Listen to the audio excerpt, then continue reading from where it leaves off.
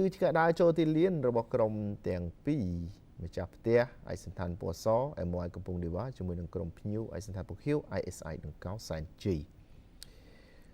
បាទការប្រកួតនេះចាប់ផ្ដើមបាន7នាទីការទាត់យ៉ាងល្អរបស់ប៊ុនថាប់បាទពីចម្ងាយបាទមិនដែលបង្ហាញខ្លួននៅក្នុងជម្រើស11អ្នកដំបូងទេនៅក្នុងលីកប្រហែលសប្តាហ៍បាទចុងក្រោយនេះតែការបង្ហាញខ្លួននៅពេលនេះគឺជាការធ្វើបានយ៉ាងល្អរបស់ប៊ុនថាប់ទាត់បញ្ចូលទីបើកការនាំមុខនៅនាទីទី7ទៅលើក្រុមម្ចាស់ផ្ទះ1-0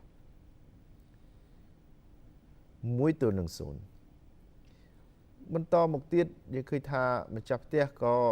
វាយបកត្រឡប់ទៅវិញនៅនាទីទី22តាមរយៈការទាត់យ៉ាងល្អរបស់ Lucas Arthur គឺជាគ្រាប់បាល់ដំបូងរបស់រូបគេជាមួយ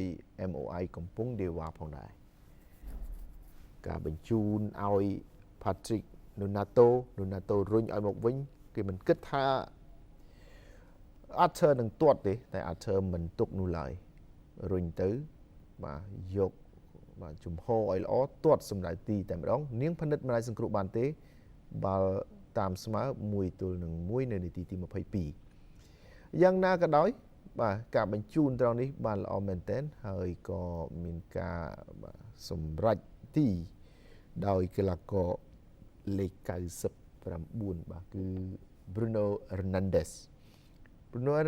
ទទួលបាល់បានបាទសំខាន់ការទះមួយប៉ះត្រង់នេះហើយដែលធ្វើឲ្យគេអាចមានឱកាសចូលមកក្នុងប្រអប់និងទាត់បញ្ចូលទីបានយ៉ាងល្អបាទការទាត់មុំតូចរបស់ Bruno Hernandez បន្តមកទៀតនាទីទី39 Lancine Diakite ក៏ទាត់បានសម្រេចមួយគ្រាប់ទៀតឲ្យ ISI ដង្កោសែនជ័យនាំមុខ3-1លើក្រុមម្ចាស់ផ្ទះ MOI កំពង់ដេវ៉ាអ្នកគ្រប់គ្រងសបាយរីករាយខ្លាំងមែនទែនបាទយើងមើលត្រង់នេះគឺការប្រជែងគ្នាដែល Santana បាទរៀងមិនបានហើយ Diakite បាទ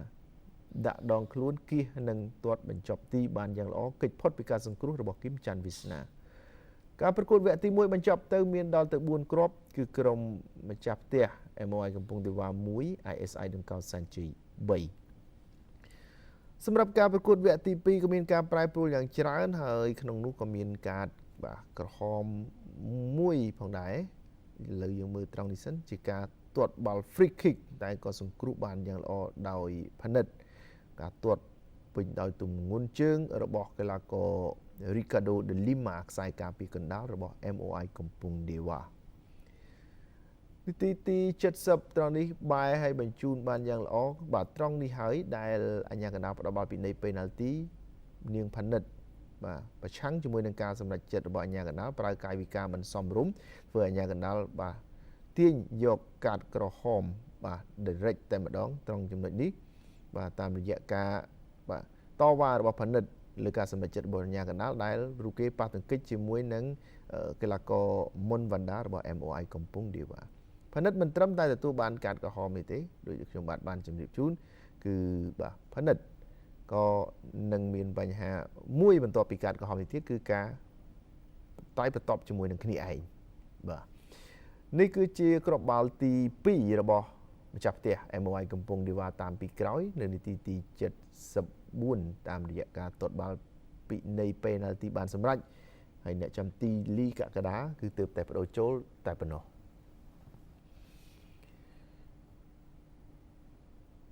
ការទាត់បានយ៉ាងល្អរបស់វណ្ដាជួយគេបាទមានឈ្មោះនៅក្នុងបញ្ជីអ្នករកបានគ្រាប់បាល់បញ្ចូលទីនៅក្នុងការប្រកួតសប្តាហ៍ដំបូងឬក៏ការប្រកួតទី1នៃវគ្គ16ក្រុមចុងក្រោយ Di Paran ព្យាយាមទាត់បាទ deflect ពីជើងរបស់ខ្សែការពារ ISI តែមិនបញ្ហានោះទេបន្ទាប់មកទៀតក៏មានរឿយតែលីកកដាលនៅតែធ្វើបានល្អត្រង់ចំណុចនេះការគៀសទាត់បាទតែមិនឲ្យបាល់នេះចូលទីបានសម្រេចនោះទេហើយចុងក្រោយលោកអញ្ញាកណ្ដាលឆនបញ្ញាក៏ផ្លុំកញ្ចែបញ្ចប់ការប្រកួតបាទជាផ្លូវការ